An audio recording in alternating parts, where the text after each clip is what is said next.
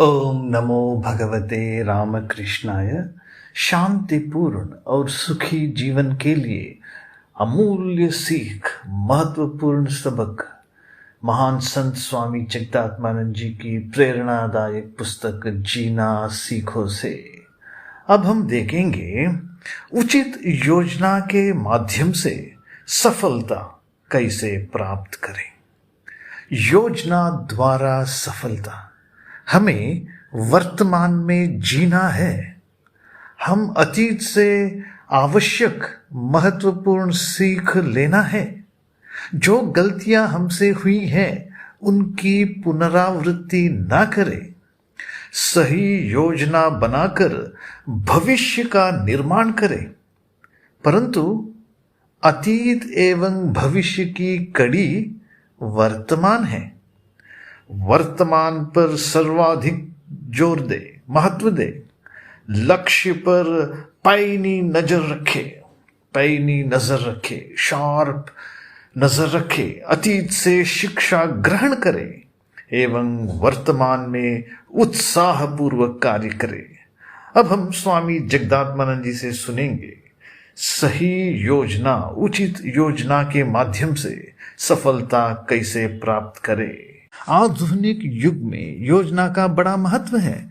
कर्नाटक की प्रगति तथा उन्नति के लिए बहुमुखी योजना बनाकर उसे साकार रूप देने वाले थे सर एम विश्वेश्वरैया। जापान का अद्भुत विकास उसकी सुदृढ़ योजनाओं तथा उनके क्रियान्वयन द्वारा ही संभव हो सका है।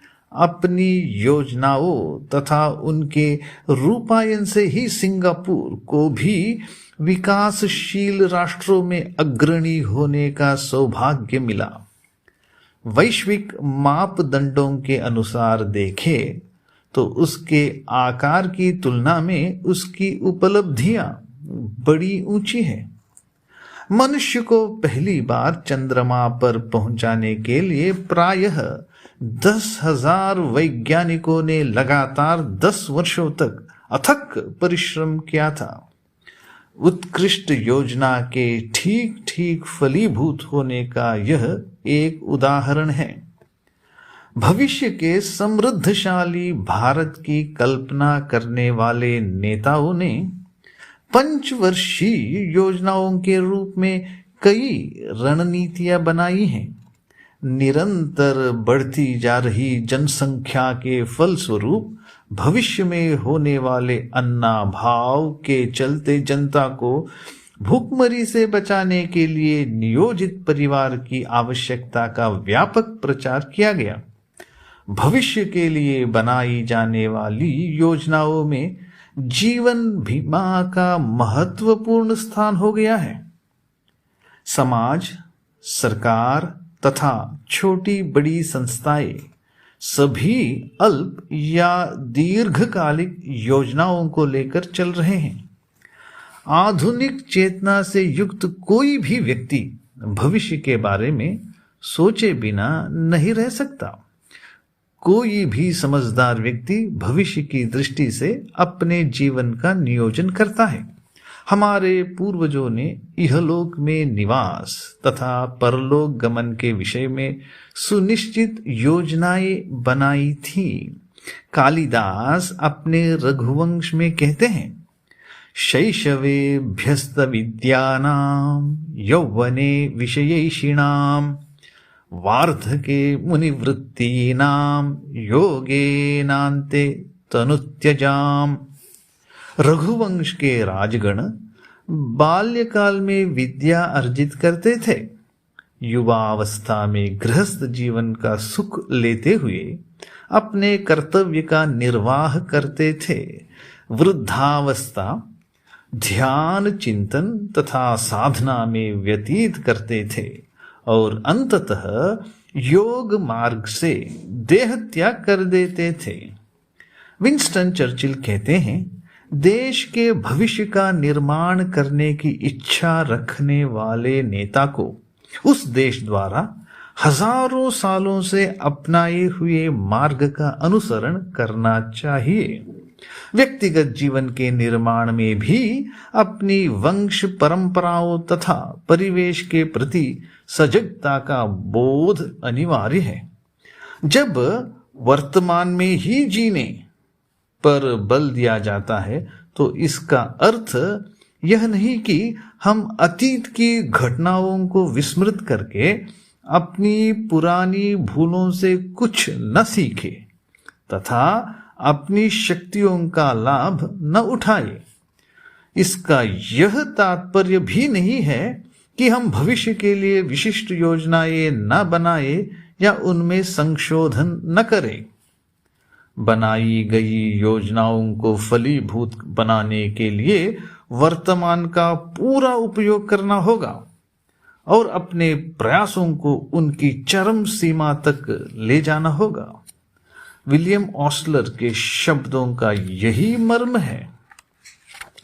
एक बार एक मनोवैज्ञानिक ने विभिन्न प्रकार के 3000 लोगों से प्रश्न किया, सामान्यतया आप अपना समय कैसे बिताते हैं?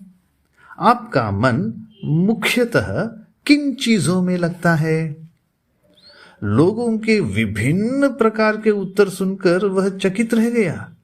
94% लोगों ने बताया कि वे बिना किसी सुनिश्चित लक्ष्य या कार्य योजना के ही एक सुनहरे भविष्य की कल्पना में अपना समय बिताते हैं। कुछ लोगों को आशा थी कि उनके अच्छे दिन आसन हैं और वे उम्मीद रखते थे कि उनके बच्चे बड़े होकर धनोपार्जन करके उनका भरण पोषण करेंगे। कुछ अन्य लोगों का विचार था कि ग्रहों की स्थिति बदले बिना कुछ नहीं हो सकता और वे इसके लिए अगले साल की प्रतीक्षा कर रहे थे। कुछ ने बताया कि उनके ऊपर के अधिकारी ही उनके समस्त कष्टों का कारण है और वे उनकी शीघ्र मृत्यु की कामना करते थे। और कुछ अन्य लोग अनेक दिनों, महीनों या वर्षों से अपने लिए एक उत्तम भविष्य की प्रतीक्षा कर रहे थे। उनमें से अधिकांश लोग तो मानो समुद्र में स्नान करने के लिए तरंगों के शांत हो जाने की प्रतीक्षा कर रहे थे। आपको जीवन में सफल होना है, परंतु ऊंचे वृक्ष पर लगे फल को पाने की आशा लेकर क्या आप अपने हाथ के फल को फेंक डालेंगे? एक एक सीढ़ी पर चढ़ने का प्रयास किए बिना सफलता के शिखर पर पहुंचने की कल्पना करना क्या शेख चिल्ली के स्वप्न के समान निरर्थक नहीं है?